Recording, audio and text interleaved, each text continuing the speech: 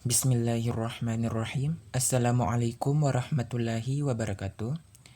Perkenalkan, nama saya Muhammad Rizky Mutawakil, mahasiswa baru Prodi Arsitektur dengan NIM 2102 1150 2046 dari kelas A.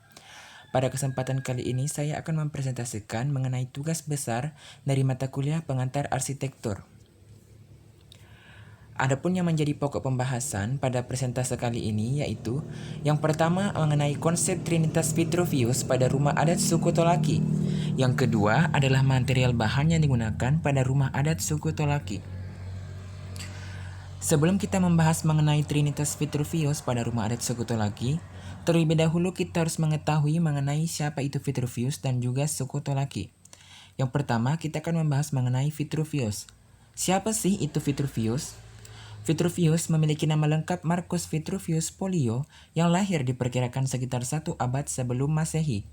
Beliau merupakan seorang arsitek klasik yang cukup melegenda di seluruh dunia. Vitruvius adalah seorang penulis Romawi, arsitek, dan juga seorang ahli mesin selama ia melakukan wajib militer untuk Romawi. Buku De Architectura adalah salah satu karya Vitruvius yang paling terkenal. Saat ini lebih dikenal dengan nama The Ten Book on Architecture. Adalah karya bangsa Yunani yang dipersembahkan untuk Kaisar Augustus. Selain dikenal melalui tulisannya, ia juga adalah seorang arsitek yang terkenal. Satu-satunya bangunan yang diketahui dirancang oleh Vitruvius saat ini adalah Basilika di Fano Fortunae yang merupakan cikal bakal dari kota Fano.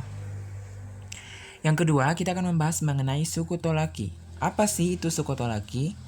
Suku Tolaki adalah salah satu dari dua suku yang memiliki kerajaan terbesar di Sulawesi Tenggara dan mendiami daerah yang berada di sekitar Kolaka dan Bau-Bau serta 5 daerah lainnya termasuk daerah Buton. Suku Tolaki sendiri berasal dari kerajaan Konawe. Suku Tolaki merupakan suku pendatang yang datang ke Kendari, di mana rombongan pertama dari suku ini berasal dari utara, yaitu sekitar Danau Matana dan Mahalona, melalui dua jalur, yaitu melalui daerah Mori, Bungku, selanjutnya memasuki bagian timur Laut Daratan Selatan Tenggara, dan melalui Danau Towuti ke arah selatan dan bermukim beberapa lama di daerah Rahambo. Dari sana, mereka kemudian terbagi menjadi dua rombongan. Yang pertama mengikuti lereng Gunung Watukila, lalu membelok ke arah barat daya, sampailah di tempat-tempat yang mereka namakan Lambo, Lalolae, Silea, yang kelak menjadi masyarakat Mekongga, atau yang saat ini kita kenal sebagai masyarakat Kolaka. Kemudian yang kedua mengikuti Kali Besar, atau dalam bahasa Tolaki disebut Konawe Eha, yang disebut masyarakat Konawe. Baik, langsung saja kita masuk ke inti pembahasan, yaitu mengenai konsep Trinitas Vitruvius pada rumah adat suku Tolaki. Yang pertama adalah firmitas. Firmitas yang dimaksud dari Vitruvius mencakup penyaluran beban yang baik dari bangunan ke tanah dan juga bagaimana pemilihan material yang tepat. Vitruvius menjelaskan setiap material yang ia pakai dalam bangunannya, seperti batu bata, pasir, kapur, pozzolana, batu, dan juga kayu.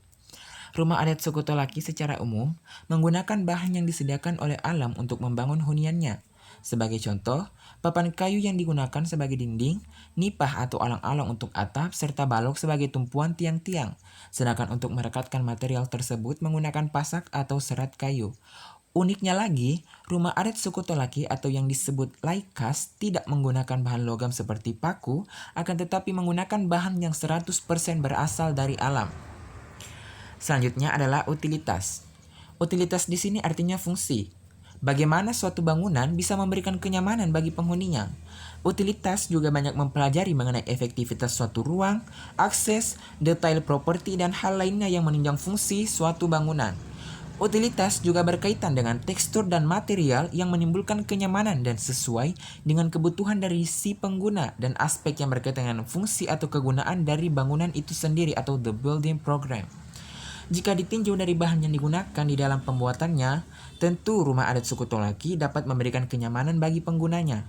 Hal ini terlihat dari penggunaan bahan alami di dalam pembuatan rumah adat seperti nipah atau alang-alang sebagai bahan yang digunakan untuk membuat atap yang tentu ini dapat memberikan rasa sejuk bagi penghuninya. Selain itu, rumah adat suku Tolaki ini juga dibuat sebagai tujuan atau tempat bagi para raja untuk menyelenggarakan acara-acara yang bersifat seremonial ataupun upacara adat. Di rumah adat suku Tolaki ini juga terdapat beberapa ruangan dengan ukuran yang cukup besar sehingga memberikan kebebasan bergerak atau aspek yang lebih luas bergerak bagi penggunanya. Dan juga terdapat bukaan yaitu berupa jendela, di mana jendela ini berfungsi sebagai sirkulasi dan juga pencahayaan alami untuk ruang sehingga ruang tidak pengap ataupun kekurangan pencahayaan. Selanjutnya adalah Venustas. Konsep Venustas menurut Vitruvius ini artinya aspek keindahan. Venustas mempelajari bagaimana menciptakan sebuah komposisi, warna, bentuk, proporsi, skala, serta tekstur dan wujud visual dari sebuah bangunan supaya bangunan tersebut enak untuk dilihat dan indah. Aspek keindahan pada arsitektur Nusantara ini juga dapat terlihat pada corak, motif, dan juga ornamennya. Pada rumah adat suku Tolaki, unsur Venustas dapat kita lihat pada ornamen yang terletak pada bangunan. Ornamen pada rumah adat suku Tolaki ini tentu memiliki arti, seperti penutup atap bagian fasad berarti tombak, dan background dasar dari ukiran kalosar adalah parang yang digunakan untuk berperang. Bentuk bangunan rumah adat suku Tolaki ini sendiri juga dibuat secara sistematis agar tampak indah saat dilihat. Kita melaju ke pembahasan yang kedua, yaitu material bahan yang digunakan pada rumah adat suku Tolaki. Yang pertama, lantai atau yang disebut ohoro. Pada rumah adat suku Tolaki, bahan yang digunakan untuk lantai bangunan umumnya terbuat dari bambu atau koguna, batang pinang kuo inea, opisi semacam pohon pinang, papan atau odopi, kayu-kayu kecil, dan juga tangkai daun sagu atau tangge ndawaro. Untuk gambarnya Anda dapat lihat di layar Anda masing-masing. Selanjutnya adalah dinding atau orini. Dinding rumah umumnya terbuat dari bambu yang dianyam atau salabi atau disusun-susun, kayu-kayu kecil, tangkai sagu atau tanggen dawaro, kulit kayu dan juga papan.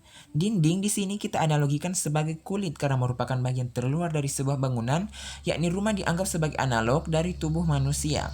Selanjutnya adalah atap. Pada rumah adat suku Tolaki, bahan yang digunakan sebagai atap bangunan umumnya terbuat dari nipa ataupun alang-alang, dan tentu ini merupakan bahan yang 100% terbuat dari alam. Baik, mungkin itu saja yang sempat saya sampaikan pada presentasi kali ini, dan lebih dan kurangnya mohon dimaafkan. Saya mengucapkan terima kasih. Wassalamualaikum warahmatullahi wabarakatuh.